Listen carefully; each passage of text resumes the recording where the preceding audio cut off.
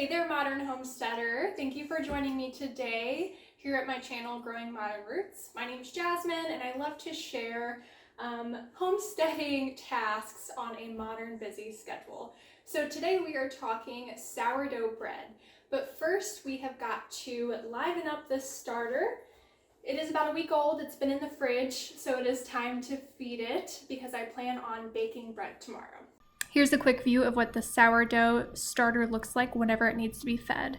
Don't throw this good stuff out. There are so many recipes out there for you. So first what you want to do is turn on your scale, and we are going to zero out our new jar.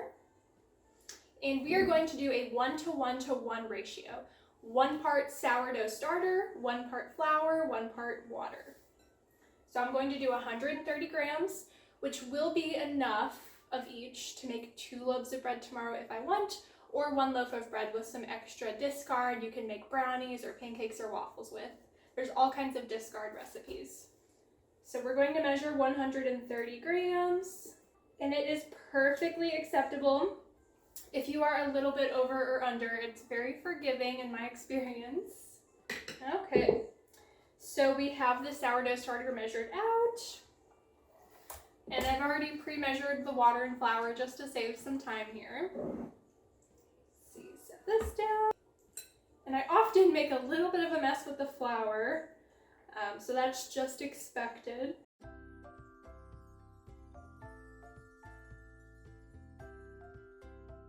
Okay. These hands are clean, by the way. There we go. Now we're going to add in the 130 grams of water. Okay. And we are going to stir, stir, stir. And you want to make sure that your jar is big enough to allow the starter to bubble up because the volume is going to increase. Okay. That is nice and incorporated. So what we are going to do now is close this up. I'm not going to tighten it all the way just in case there is some gas that wants to come out. So I'm going to set this on the counter while I go off to work, and then later this evening it should be nice and bubbly, and we are going to make the sourdough dough, and that will rise overnight. And tomorrow morning we will turn it into a loaf and let it rise again. And then tomorrow afternoon we will bake it off and have a beautiful loaf of sourdough bread. This recipe is so easy for the busy schedule. There are only small increments of time that you have to be hands-on. Most of the work is just waiting. So I'll see you in just a second whenever we make the bread dough. All right, it's been about 11 hours and our sourdough starter is nice and bubbly. You will see that it has bubbled all the way up to the top of this jar here, so it is ready to use. So now we are going to mix together the dough that is going to ferment overnight, okay? So what I have here is 500 grams of organic unbleached all-purpose flour. I have 350 grams of water and 10 grams of salt, and we are going to need about 70 grams of the sourdough starter. If you are going to be making 2 loaves of bread, I would recommend 2 bowls and double all of the ingredients. This will have plenty in it for 2 loaves of bread at this ratio. So we'll first start by mixing in the water. We're just dumping it in there, not mixing yet. And we will add the salt. And to measure out the sourdough starter, I'm going to turn on the scale. Okay, we're going to pour in about 70 grams. It can be difficult to get exact when dumping this in, so if it's just a little bit off, that's fine. Just note, if you have less than 70 grams, it'll take a bit longer to ferment. And if you have more than 70 grams, it might ferment a lot quicker. And if you do too much of this, you may not reach that sourdough flavor because it'll just ferment very quickly. So we're going to do 70 grams. It's nice and elastic, not too runny.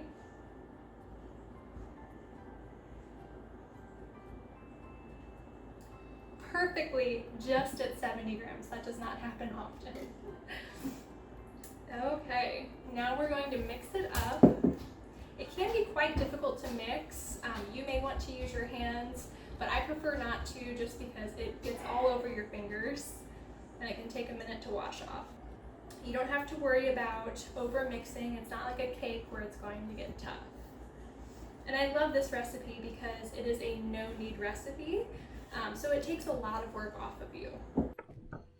Here we have a beautiful texture.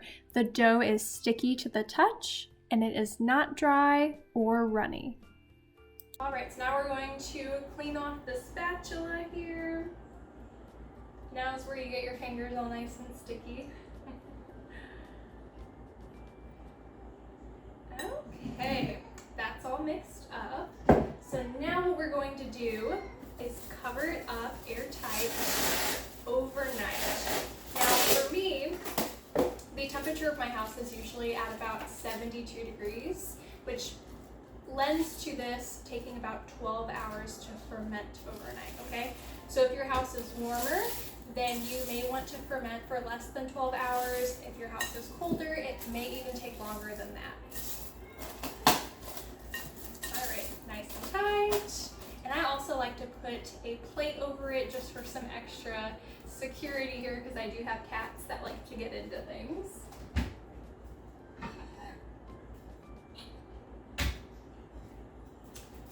Alrighty, on the counter it goes. Hello, it is the next morning and before work, it is time to get this fermented dough into a loaf of bread and let it set while at work. Go ahead and check how this fermented. Beautiful. Oh yes, I'm going to have to zoom you in for this so you can see what the texture looks like. It is so cool. Know that the dough fermented really well whenever it has risen and you see all those nice bubbles. And here is the texture. A trigger warning for those who have that fear of lots of holes, okay? Look at that. Wow. That did a fantastic job fermenting. Beautiful. Yay! I'm not even gonna try to get that off because this is press and seal. Usually I would put some flour on this before putting it over there, but I forgot to do that. Just gorgeous. And you will see if you tilt it, it'll slide a bit. So you want it to still have some integrity, but also be nice and stretchy and bubbly, okay? If it has turned completely to liquid, what you want to do is punch it down or smash it down before you do your bread ball. That way you can kind of go back in time a little bit, if you will, and undo some of the fermenting process. All right, so what we need to do here is flour the surface. I like to have a generous amount just for initially placing the dough down, and then I can wipe off excess as I go. And we are going to get this out of here. This is a fun part. Just scrape it down. Let the weight of it do most of the work and just help loosen the edges.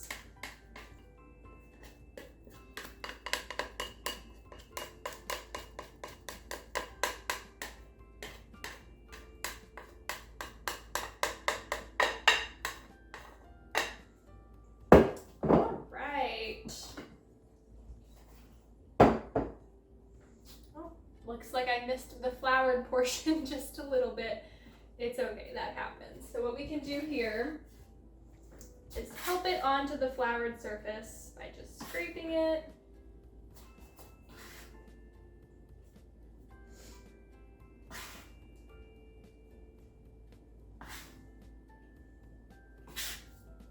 Okay. Oh, it's shaped like a heart now. How cute. Okay, just gonna add a little more flour. So what you want to do is pull this taut, pull it out, and flip it over. We're gonna do this about 4 or 5 times until we see a nice ball as a result. Flip over, and I like to start with all the loose edges. We're going to pull this out, pull, and flop it over. Pull, flip it over. And we'll do a couple little ones here. And last one. Okay. I am happy with that. It's not going to be perfect, and it does not need to be perfect, because now what we are going to do is shape this into a nice tight ball, okay? So we're going to flip this over. This is where you want some flour, but not too much, because what's going to happen is the outside is going to go into the inside. And if you have too much flour going in there, you are going to have some dry bits inside your bread. Okay, so what you want to do is cup your hands around it and then let the surface of the counter or your work surface do the pulling for you. So just gently do this. Here, I'll flip it your way. And allow it to turn itself into a ball.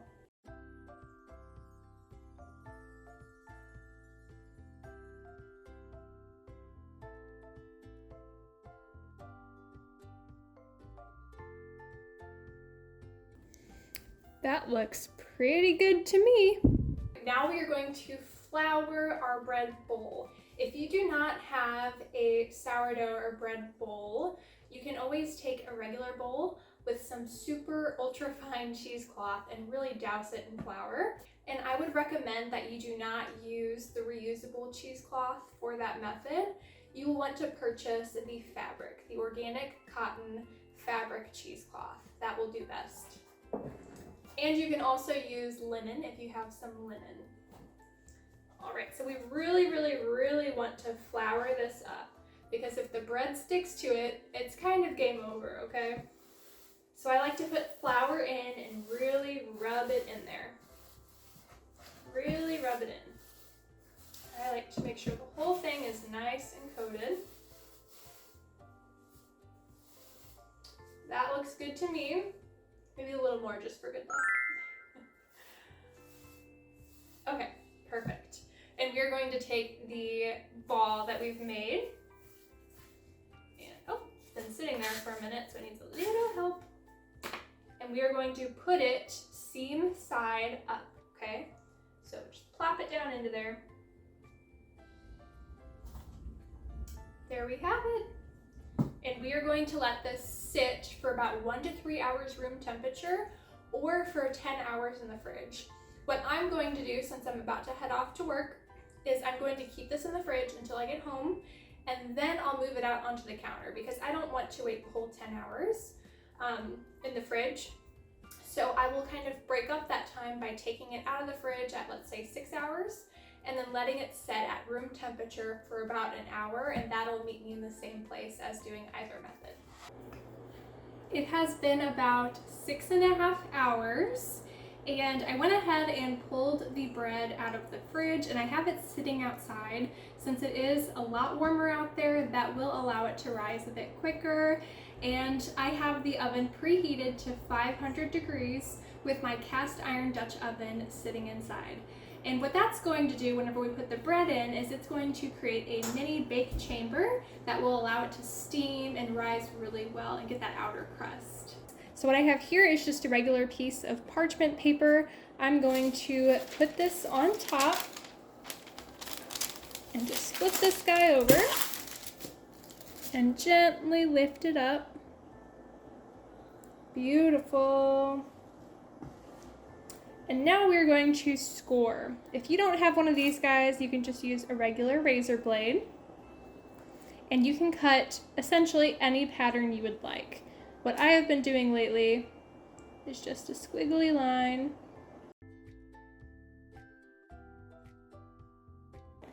I would say probably about a 1/4 of an inch deep is how you want it.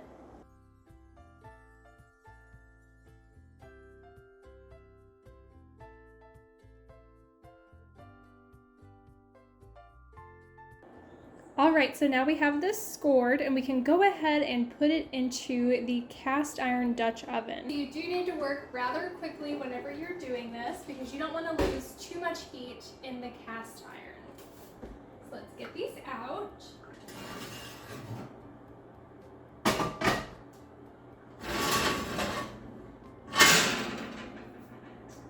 Okay, here's the oven.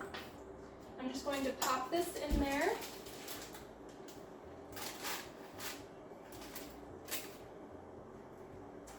And this is the tricky part, flipping this big heavy cast iron on top. All right. Yay! So we got that. We're going to pop it back in.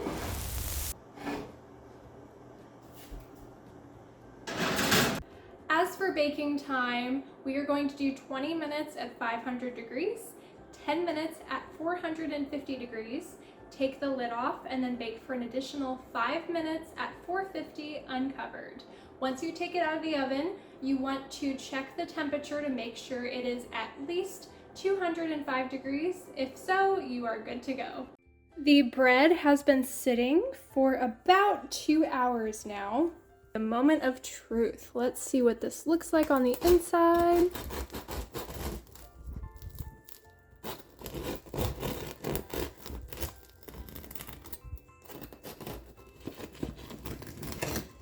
Oh, we lost it. Look at that.